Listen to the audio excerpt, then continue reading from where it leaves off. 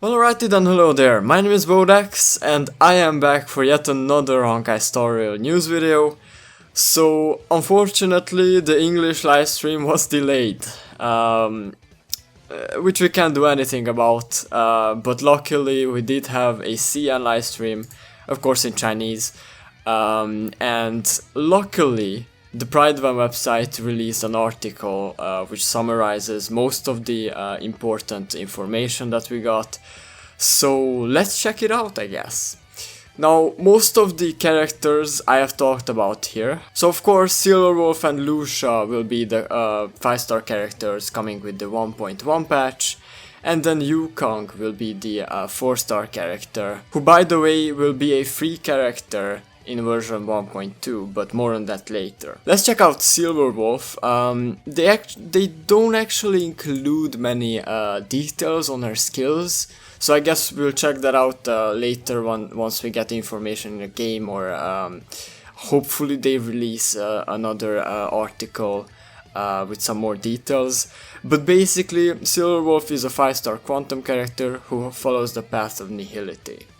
They also went over her skills, but they only showed some gameplay. Yeah, this is basically, they do say that her skill set is basically the same or very similar to the one that she had in the final beta. So what they say she is good at is she can implant the enemy with 3 bugs, each giving different debuff. So attack, defense and speed. Okay, interesting. Does she do that at once, or is this a random debuff? I mean, I don't know, I can only guess on what she does. Then she can implant a weakness on the enemy based on the ally's element. So, let's say the Cocolia boss doesn't have ice weakness, so I guess if you have ice characters, she can apply ice weakness on Cocolia, and then you can, break her easier. Which seems very useful, by the way. And then she can also deal some decent damage herself, which I'm pretty excited about. Since I will be summoning a bit on her banner, I will try to get her. Now her banner will feature Serval, Asta and Dan Hang, which seems like a pretty decent banner. Asta is a pretty necessary or nice character to use, since she does give the speed buffs. And of course Serval and Dan Hang have their uses themselves. So it looks like a decent banner to me, but obviously if you want the 5-star, then you just summon on the banner, and the 4-star characters that are featured are just on the side. Now she will also have her own light cone, obviously. The art looks very nice. And then if we check out Lucia, who is a 5-star imaginary character who follows the path of abundance. Similar to Silverwolf, they showcase his skills, but here's a short summary. So I'm very interested in what he does, since some of you actually did say on the video that I made before on future characters that he's a pretty nice healer. So he's a healer who scales with attack. So that's a big difference from Bile and Natasha, obviously. Yeah, he can heal allies without using skill points. Okay. As he has a way to trigger the heals attached to his skill. Interesting. So he can cleanse debuffs from allies, very nice. His ultimate can remove buffs from enemies, okay. And his whole kit revolves around the flower passive, and basically it allows allies to heal themselves by attacking enemies. So he gives a heal on attack to allies. That seems pretty broken, if I'm understanding this right. He seems like a pretty nice support to me. Okay. And then his banner will feature Yukong, obviously. As I said in the beginning, only his banner features her. Which is, might be a positive or negative, depends on how you look at it. But of course we'll be able to get her for free later on. His banner seems pretty decent as well. I mean, of course Pela has her uses, and then we'll see what Yukong does, obviously. His light cone art looks very nice, but obviously we don't have any details on what either of these light cones do just yet. We can only hope that they become a lot more crazier. So Yukong is a 4-star imaginary character who follows the path of harmony. A summary of her skills. So she can increase the attack of all allies. I mean, this is already nice. She can increase the crit rate and crit damage of all allies with her ultimate. What? So I guess now we know why she's featured on Lucia's banner. Right?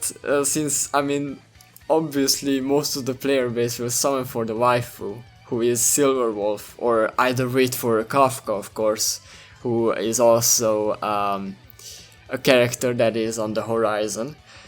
But they basically just feature her on Lucia's banner so that, you know, somebody summons on his banner. I mean, that would be funny. That would be funny. But she seems really good. Her kit revolves around keeping stacks to buffs. Yeah, so she's basically a support, but she's a very nice support, giving crit and attack. That's some nice stuff right there. So here they obviously say you will be able to obtain her for free from an event in the 1.2 patch. She seems really good, honestly. All the characters seem really good. Now, the events that are upcoming, so Star Hunt game. So this will be a special Silverwolf event that will reward you with Stellar Jades and a free 4-star light cone. In this event you will collect various graffitis and paint them all around the Herta space station. Okay, so we're gonna vandalize the space station basically. A really cool event. Alrighty then. I mean, of course it gives some EXP books, which I will take. That is very nice. Seems like an interesting event for the first half of the patch. And then Belobog Museum will be the second one. So the Belobog Museum will expand on the planet's history, and you will visit a museum where you will need to help Pela recover lost artifacts. Okay. What's especially important is that this event rewards an item that is needed to craft a 5-star relic with the main stats of your choice. That is very nice, because this was only obtainable if you bought the battle pass up until now.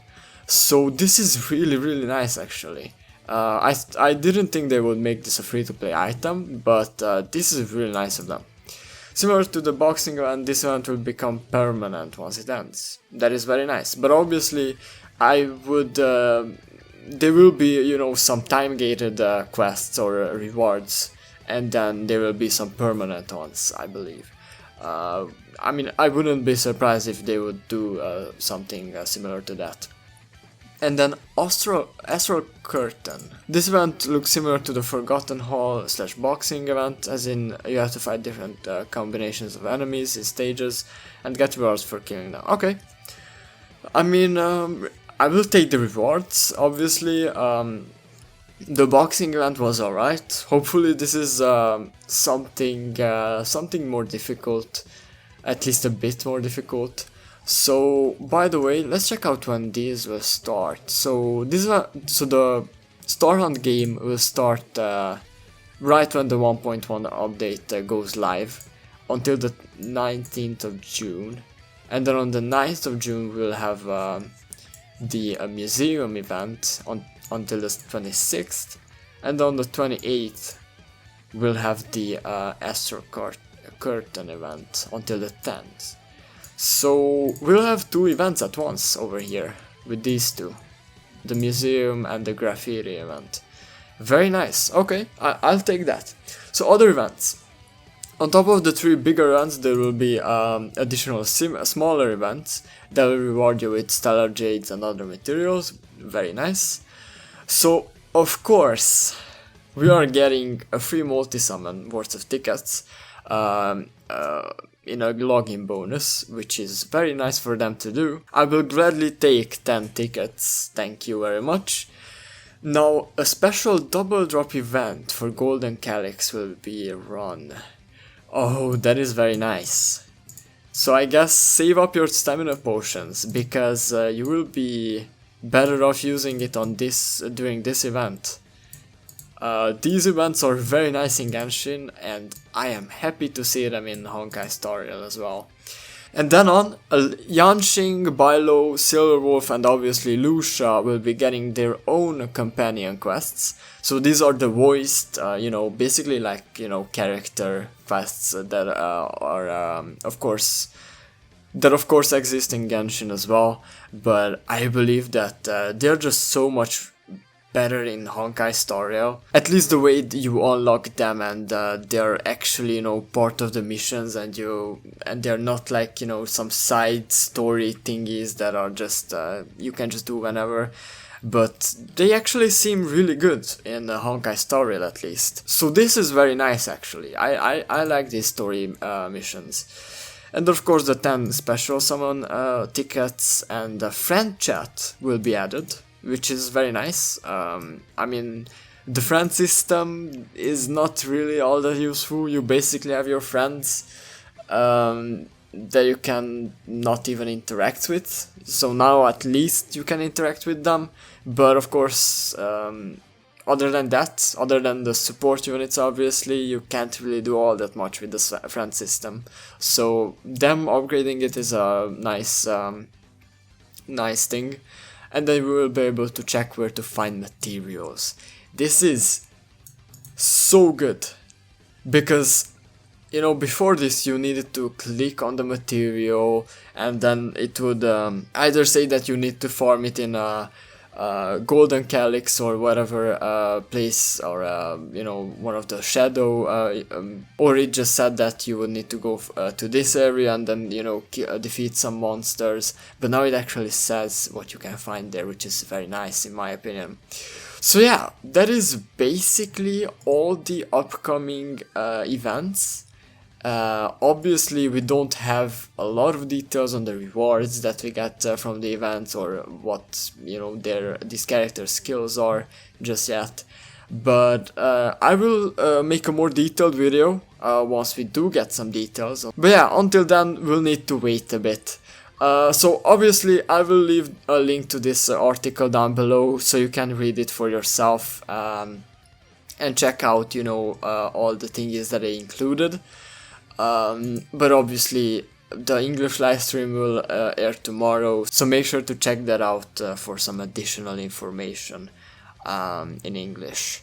But other than that, I will see you in the next Honkai Star Rail video. Bye bye.